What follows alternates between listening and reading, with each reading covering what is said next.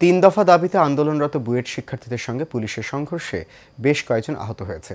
দুপুরে শাহবাগ থেকে প্রধান উপদেষ্টার বাসভবন ঘেরাও করার চেষ্টা করলে এই সংঘর্ষ বাধে। এ সময় পুলিশ জলকামান ও টিয়ারশেল নিক্ষেপ করে।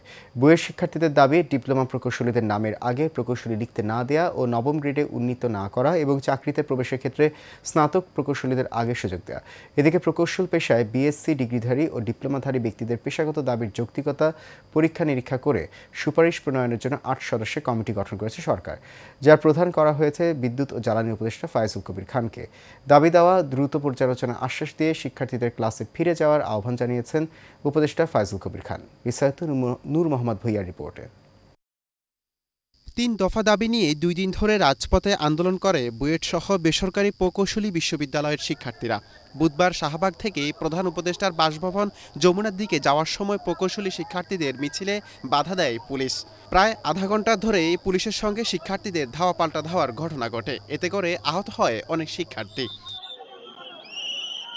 এ নিয়ে সচিবালয়ে কথা বলেন জনপ্রশাসন মন্ত্রণালয়ের সিনিয়র সচিব মোখলেসুর রহমান। তার মতে, রাস্তা বন্ধ করে শিক্ষার্থীদের আন্দোলনের পন্থা সঠিক নয়। যেহেতু এগুলো আসলে পরে আমরা তো সবাইকে ডাকবো, রাস্তাঘাট বন্ধ করার এটা কোনো দরকার নেই। It is not wise. আর এটা এই সরকারের আমলে আমরা কত যে রাস্তা বন্ধ করছি সেদিন এটা হিসাব দেখেন নেই।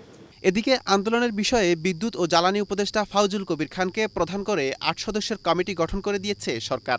দাবি পর্যালোচনা করে দ্রুত সিদ্ধান্ত নেওয়ার কথা উল্লেখ করে শিক্ষার্থীদের ক্লাসে ফিরে যাওয়ার আহ্বান জানান ফায়জুল কবির খান। দাবিটা দুই দিক থেকে দুই রকম। বিএসসি ইঞ্জিনিয়ারদের দাবি একজন, গ্র্যাজুয়েট ইঞ্জিনিয়ারদের দাবি একজন, আর ডিপ্লোমা ইঞ্জিনিয়ারদের দাবি ভিন্ন।